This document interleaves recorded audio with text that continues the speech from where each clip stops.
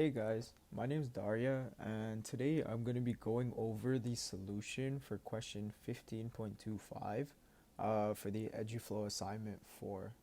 Um, so after taking a look at the problem, we can figure out what's given and what's required. So for given, we're told that we have an 18-tooth input pinion, which is driven 800 RPM by a motor, which delivers 20 pounds per inch of torque. And there's also a double reduction in speed, and the output is taken from a 36 tooth gear with 25-degree pressure angle for the 6 and 9 pitch gears. For the 6 pitch gear, it has 24 teeth, and we are also given the distances to help us solve.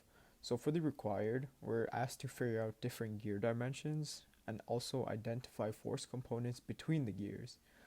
Which we will then be using to solve for the forces using a free body diagram for the gears.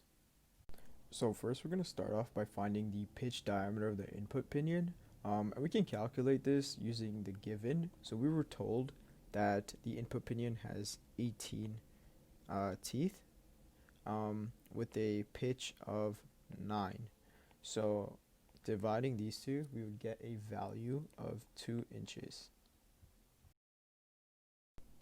Next, we're going to find the diameter for these two gears, which in this case is the 64 tooth gear and the 24 tooth gear. So this diagram is just to make it easier to understand. So for the 64 tooth gear, we can divide its number of teeth over its pitch, which in this case is 9, which will give us a value of 7.11 inches. And for the 24 tooth gear, we can divide its number of teeth with this pitch, which in this case is 6, which will give us a value of 4 inches. In the horizontal direction, we have 20 pounds per inch of torque, which we will divide by the pitch diameter, which we calculated before as 2 inches. But we have to remember there is a double reduction in speed. So we're going to divide this value again by 2 to get a value of 20 pounds of force.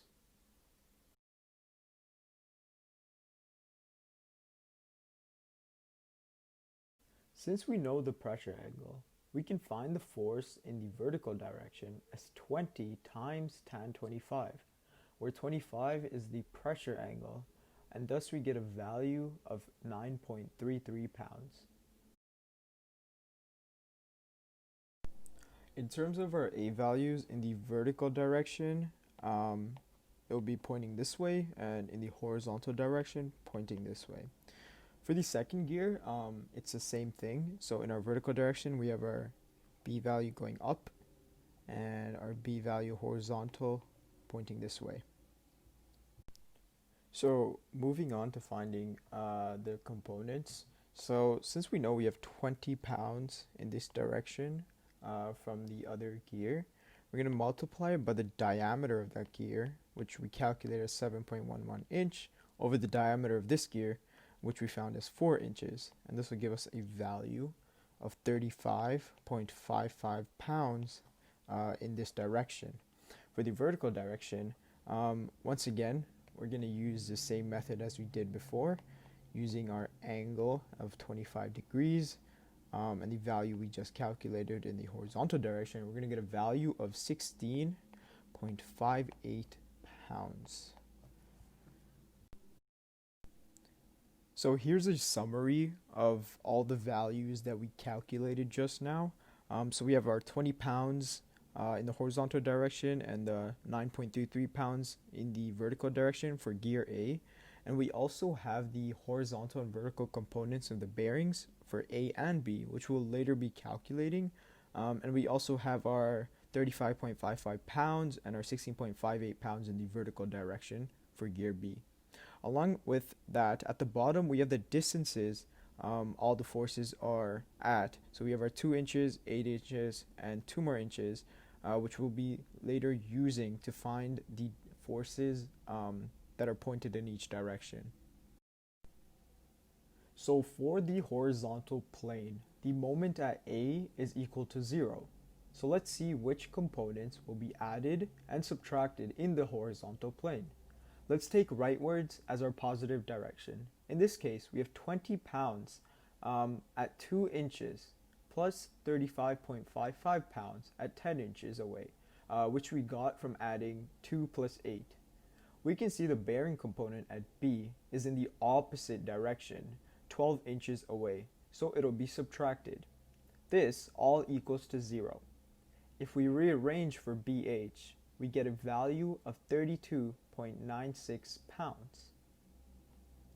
After this, we're going to take a look at the net force, which is equal to 0. Once again, taking right as our positive direction, we have 20 pounds plus 35.55 pounds minus 32.96 pounds, which we just calculated, minus the bearing component AH. If we rearrange for AH, we get a value of 22.59. We are going to be doing the exact same thing we did for the horizontal plane for the vertical plane. So once again, the moment in this direction is equal to 0. So in this case, let's take upwards as our positive direction. We have 9.33 pounds 2 inches away. So this will be added, and then we have 16.58 pounds pointing towards the negative direction, so this will be subtracted. In terms of our BV value, we have it pointing upwards in the positive direction, 12 inches away. So it'll thus be added. So rearranging for BV, we'll get a value of 12.26 pounds. And we know the net force in this direction is equal to 0. So by adding 9.33, which is in the positive direction, subtracting 16.58 in the negative direction, adding 12.26 pounds, which we just calculated, and in this case subtracting AV because it is pointing in the negative direction, and making this equal to 0, which then we can rearrange to find the AV value, which equals 5.01 pounds. And that's how you use the free body diagram and components to find the forces in the AV and BV values.